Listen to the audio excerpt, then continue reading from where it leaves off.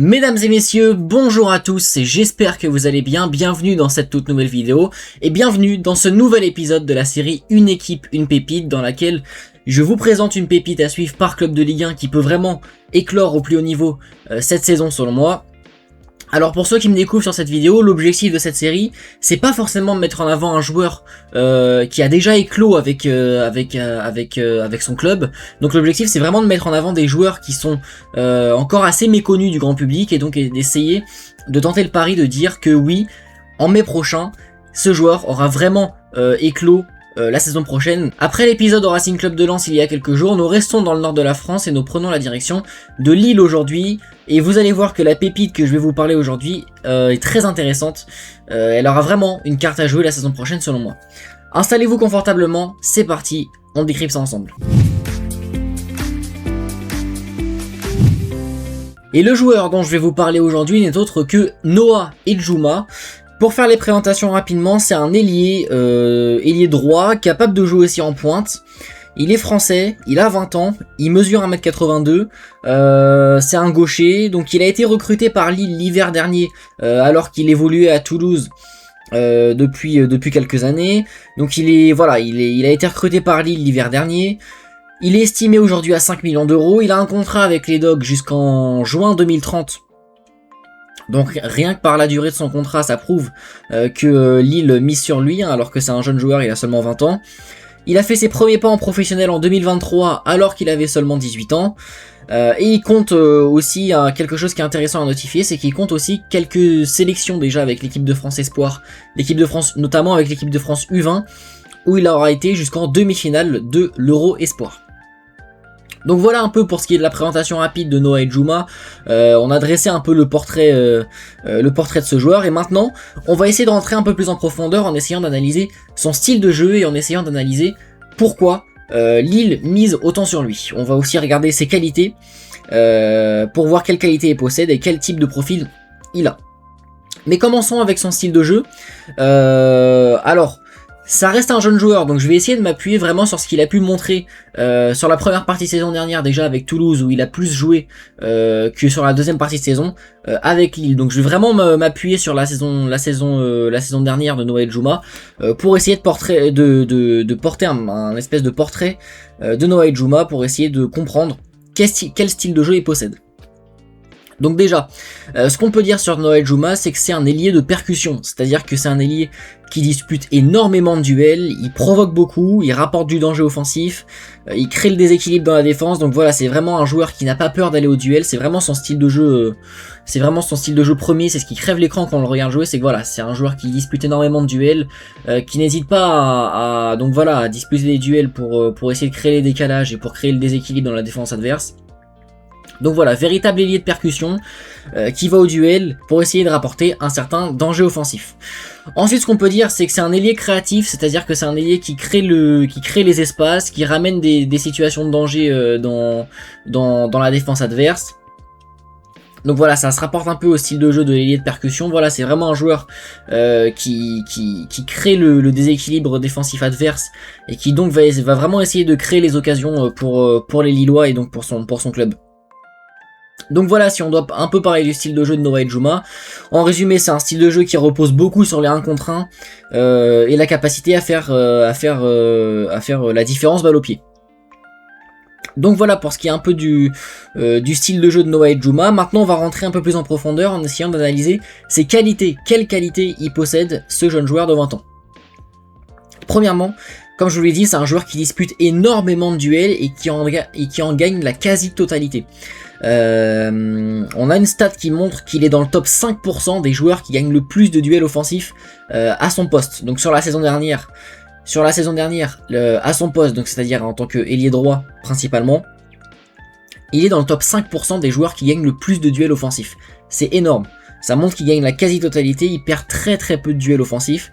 Ça aussi grâce à un très bon jeu de dribble, hein. On peut vraiment le qualifier aussi de joueur frisson c'est-à-dire un très bon jeu de drill, qui gagne beaucoup de duels, qui peut vraiment faire lever tout un stade. Sa vitesse aussi, c'est un joueur très rapide, percutant, capable de prendre dans le dos les défenses adverses. Forcément, quand il gagne un duel, après il est capable de créer le déséquilibre défensif de l'équipe adverse de par sa vitesse. C'est un joueur qui prend la profondeur, qui n'hésite pas à vraiment à s'appuyer sur sa vitesse pour créer le déséquilibre défensif. Donc voilà.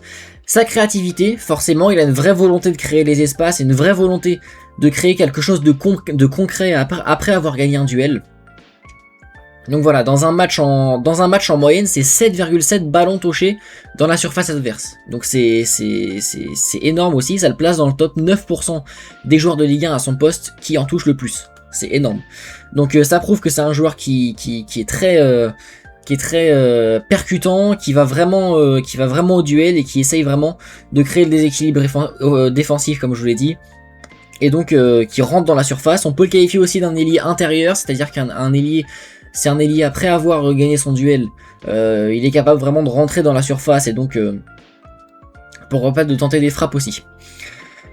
Une autre qualité que j'avais aussi envie de mettre en avant, c'est son apport en sortie de banc. C'est-à-dire que c'est un joueur qui est vraiment capable de changer le cours d'un match en sortie de banc, notamment quand forcément les défenses elles sont un peu fatiguées sur la fin de match. Noah Djouma, c'est vraiment quelqu'un qui va essayer de jouer aussi sur ce petit faible défensif en fin de match. Donc voilà, on se rappelle de ses débuts en Ligue 1 avec Toulouse en 2023, où il était rentré à la 70e minute lors d'un match et il avait marqué juste après. Donc voilà, ça prouve que c'est un joueur qui est capable de vraiment changer le cours d'un match et donc de permettre à son équipe de, pourquoi pas, gagner des matchs.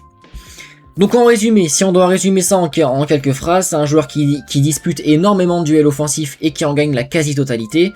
C'est un joueur qui est capable aussi de s'appuyer sur sa vitesse pour amener du danger offensif. Sa créativité, forcément, après avoir gagné des duels, il est capable d'agir comme un véritable ailier intérieur et donc de rapporter du danger offensif. Et son apport en sortie de banc qui peut être vraiment très intéressant pour son équipe, pour notamment changer le cours d'un match. Donc voilà, pour ce qui est des qualités de Noah Djouma, on va rentrer maintenant, selon moi, dans la partie la plus intéressante de la vidéo, en essayant d'analyser pourquoi il peut vraiment exploser, selon moi, la saison prochaine avec les Dogs. Ce qu'on peut dire déjà premièrement comme premier argument, c'est que c'est un joueur qui l'a déjà démontré, c'est un joueur qui a le niveau Ligue 1. Donc c'est vraiment pas un joueur à sous-estimer, il a déjà le niveau Ligue 1, il l'a montré avec Toulouse notamment en première partie de saison. Alors c'est vrai qu'en deuxième partie de saison, il a moins joué avec le LOSC à cause notamment d'une concurrence très élevée. On peut penser à Marius Brolm, Mathias Fernandez Pardo, Ethan Mbappé.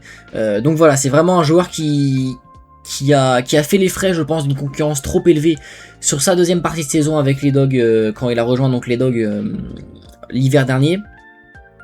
Donc voilà. Ce qu'on peut dire aussi qui peut être intéressant, c'est que il y aura une concurrence qui sera plus abordable selon moi la saison prochaine au LOSC. On rappelle que c'est un jeune joueur qui a seulement 20 ans, il est encore dans une grande ascension, donc forcément il a encore une grosse marge de progression devant lui, et il sera vraiment capable de s'améliorer dans le futur. Donc forcément, cet été, il y a le possible départ de Mathias Fernandez Pardo qui est ciblé par un club de première ligue. Je me souviens plus qui c'est, mais je crois que c'est un club de première ligue. Alors apparemment, Mathias Fernandez Pardo a refusé de s'entraîner là avec les Dogs, donc il y a vraiment une volonté de la part du joueur de partir. Et donc de forcément créer une concurrence un peu plus abordable pour Noah Djouma. Donc attention, il y a quelque chose qui reste à notifier, c'est qu'il resterait tout de même Ethan Mbappé, Gaëtan Perrin, Félix Correa et notamment aussi peut-être Haraldsson qui devrait rester aussi au LOSC. Donc il resterait quand même une grosse concurrence, peut-être un peu moins élevée, notamment avec le départ de Mathias Fernandez Pardo qui lui était le véritable titulaire à ce poste-là d'ailier droit avec les Dogs la saison passée. Donc il pourrait vraiment s'inscrire dans une rotation, et donc ce sera à lui de prouver qu'il est capable de s'imposer avec les Dogs en tant que véritable titulaire. Comme je vous l'ai dit tout à l'heure aussi, c'est un profil qui est capable de changer le cours d'un match, c'est-à-dire qu'avec son aisance en 1 contre 1, sa vitesse, voilà, il est vraiment capable de rapporter de la fougue dans cette équipe lilloise, et donc surtout en fin de match, quand je vous l'ai dit, quand les défenses adverses sont plus fatigués, et donc de profiter de quelques lacunes défensives. Donc voilà, il sera vraiment capable de changer le cours d'un match. C'est ça aussi, selon moi, qui va vraiment l'aider à pourquoi pas gagner sa place la saison prochaine dans cet effectif lillois. Si jamais il fait des bonnes rentrées avec l'effectif lillois et donc qui convainc son entraîneur, il peut vraiment être capable de gagner sa place en tant que titulaire. Donc voilà, c'est pas un argument à minimiser. Enfin, comme je vous l'ai dit tout à l'heure aussi, c'est un joueur qui a encore une grosse marge de progression. Il a 20 ans, c'est un tout jeune joueur. Laissons-lui le temps. Encore, on rappelle qu'à 20 ans, c'est déjà énorme d'être footballeur professionnel. Je pense qu'on a trop perdu, on a trop banalisé le fait de voir des joueurs à 17, 16, 18 ans exploser comme ça. Non, voilà, ça reste quelque chose d'énorme. Il a seulement 20 ans, donc laissons-lui du temps. Donc voilà, c'est pour ça que je dis que c'est un vrai pari de dire qu'il va exploser la saison prochaine. Ça reste un jeune joueur avec une grosse marge de progression, même si voilà, c'est pas impossible qu'il soit capable de gagner sa place de titulaire la saison prochaine. Si je vous présente ce joueur, c'est que forcément j'y crois vraiment, je crois vraiment en ce joueur qui sera capable de gagner sa place en tant que titulaire la saison prochaine. C'est un vrai pari de dire ça, comme je vous l'ai dit. Mais voilà, et aussi donc Lille mise sur lui, comme je vous l'ai dit tout à l'heure aussi, avec son contrat qui court jusqu'en juin 2030. Donc voilà, si on doit résumer ça un peu en quelques mots, c'est un joueur qui a déjà le niveau Ligue 1 et qui l'a déjà prouvé notamment avec Toulouse. Il pourrait profiter aussi d'une concurrence plus abordable avec le possible départ qui semble se profiler là de Mathias Fernandez Pardo. C'est un profil aussi qui est capable de changer le cours d'un match, notamment avec son aisance en 1 contre 1, sa vitesse, etc. Donc voilà, mais attention, c'est encore un joueur qui a encore une grosse marge de progression, laissons-lui du temps. Donc voilà ce que je dois dire sur Noah Edjouma. J'espère que vous avez aimé cet épisode de la série Une équipe, une pépite au LOSC, donc à Lille. Voilà, j'ai vraiment essayé de vous présenter au mieux ce joueur qui, mine de rien, a encore une grosse marge de progression, comme je vous l'ai dit. Ça reste un jeune joueur, laissons-lui du temps, donc voilà. Mais voilà, j'ai mis beaucoup d'espoir en ce qui le concerne. J'adore son profil personnellement, c'est-à-dire un joueur qui est capable de vraiment de faire lever un stade et donc de vraiment impressionner de par ses dribbles notamment. J'adore son profil et pour moi il a vraiment une chance de s'imposer dans cet effectif lillois la saison prochaine. Toutes les cartes sont entre ses mains, donc voilà, à lui de prouver qu'il a le niveau pour s'imposer en tant que titulaire dans cette équipe lilloise. J'espère que vous avez aimé cette vidéo, j'ai vraiment essayé de vous expliquer au mieux qui il était vraiment, quelles sont ses qualités, quel est son style de jeu, voilà, j'ai vraiment essayé de vous l'expliquer au mieux. Si vous avez aimé cette vidéo, n'hésitez pas à la liker et à vous abonner si mon contenu vous plaît. N'hésitez pas à me donner vos avis en commentaire sur la vidéo aussi, qu'est-ce que vous en avez pensé, s'il y a des supporters lillois aussi qui regardent cette vidéo, forcément, si vous avez des avis sur ce joueur, forcément je suis preneur.